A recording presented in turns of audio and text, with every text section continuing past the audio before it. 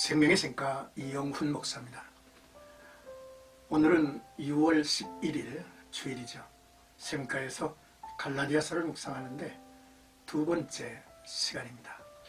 1장 11절에서 24절까지 거룩한 계시, 사도된 내력이라고 하는 내용을 담고 있죠. 사도 바울은 두 가지를 분명히 하려고 하죠. 자기가 어떤 근거에 의해서 사도가 되었는지, 그리고 자기가 증거하는 복음의 근원이 어디에서 온 것인지를 밝히고 싶어 합니다.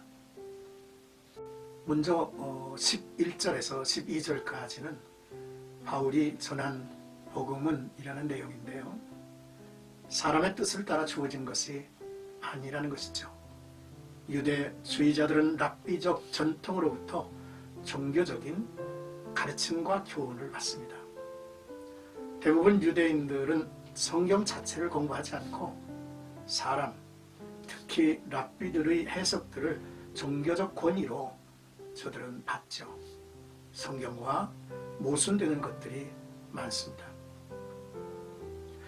그러나 바울이 전한 복음은 사람에게서 받은 것도 아니고 배운 것도 아니요 오직 예수 그리스도의 직접적인 계시로 말미암은 것이라 했습니다. 계시는 그동안 비밀이었던 것을 벗기고 드러낸다는 뜻이며 폭로가 되고 전달이 된 것이라고 하는 의미가 있죠. 바울이 전한 복음에 대하여 그처럼 확신을 보였고 다른 복음을 전하는 자들에 대하여 단호하게 대할 수밖에 없었던 근거입니다.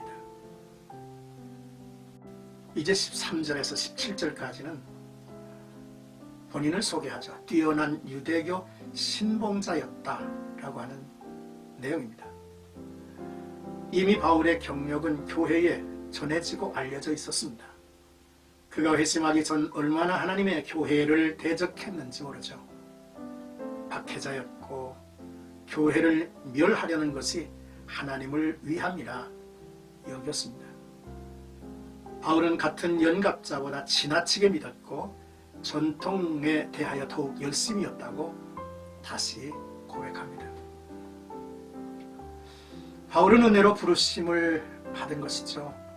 바울은 유대교회에 대한 자신의 종교적 열심과 율법의 준수가 자신의 구원에 아무런 도움이 되지 않았다는 충격적 사실을 경험했죠. 나 같은 자를 하나님께서 어찌 부르셨을까? 아무리 생각을 해봐도 내가 잉태되었을 때부터 택정하심이 아니고서야 어찌 내가 이해할 수 있겠는가?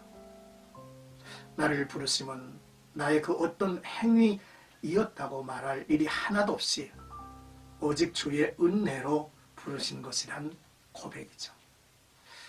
내가 아는 것이 있다면 나를 부르신 이가 아들을 이방에 전하기 위해서 그를 내 속에서 나타내시기를 기뻐하셨다는 것이라 했습니다. 놀라운 일이 아닐 수 없죠. 모든 것이 은혜일 뿐이라고 저는 고백합니다. 주님이 바울에게 자신을 계시하실 때 바울이 얼마나 큰 충격을 받았고 대단했는지를 사도행전 9장에서 전하고 있죠. 그는 선지자 아나니아에게 기도를 받음으로 순간 멀었던 눈이 떠졌습니다. 이후 바울은 사도들이 교훈을 받으려 하지 않고 아라비아로 갔다 했습니다. 그곳은 다메섹 동쪽에서 시나이 반도까지 뻗어 있는 황무지였습니다. 바울은 살아계신 하나님과 더욱 깊은 교제와 사귐이 필요했을 것입니다. 구약의 말씀과 아들을 통한 하나님의 구속사적인 말씀을 연구할 수 있는 시간을 얻어야 했을 것입니다.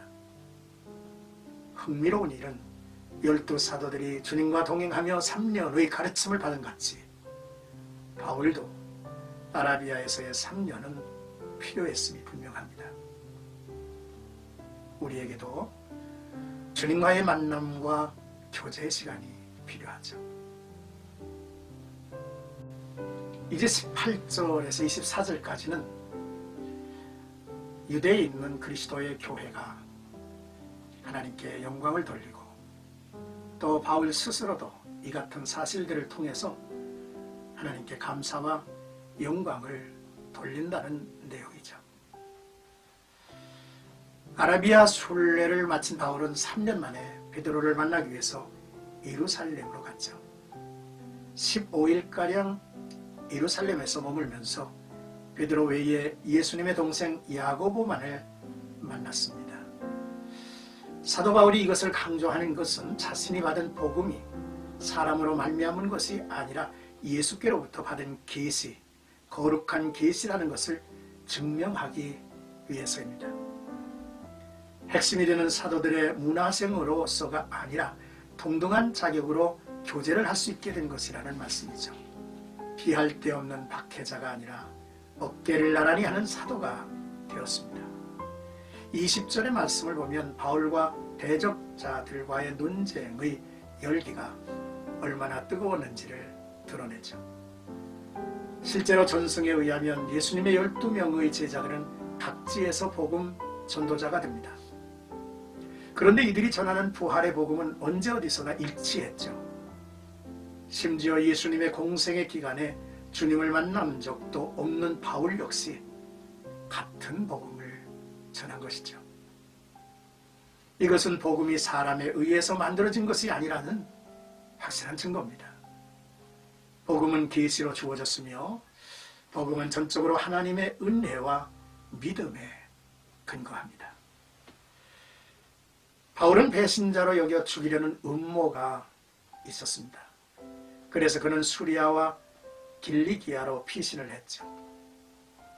길리기아 다소는 바울의 고향입니다. 바울은 예루살렘에서 몸을 피신한 다음에 고향에 돌아와 복음을 전했죠.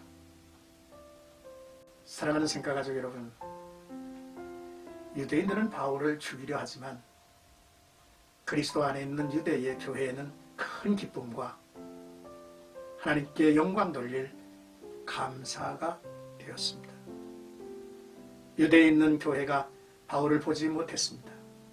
하지만 우리를 박해하던 자가 전에 멸하려던 그 믿음을 지금 전한다는 사실이 놀라운 것이 아닙니까? 요즘도 주님을 그렇게 대적하던 이방 우상을 섬기던 이들이 돌아와서 예수 그리스도의 죄사함과 구속의 은혜를 받고 예수 그리스도를 증거하는 이들이 너무너무 많습니다. 지난날 그리스도에게 등 돌리고 살았던 이들이라도 주님에게 돌아오면 참으로 더더욱 놀랍게 쓰임을 받게 되죠. 우리는 힘써 그리스도의 복음을 불신하는 가족이나 이웃과 친지에게 증거해야만 합니다. 바울은 교회에서 그리고 박해자들 가운데서도 이름이 많이 알려졌죠.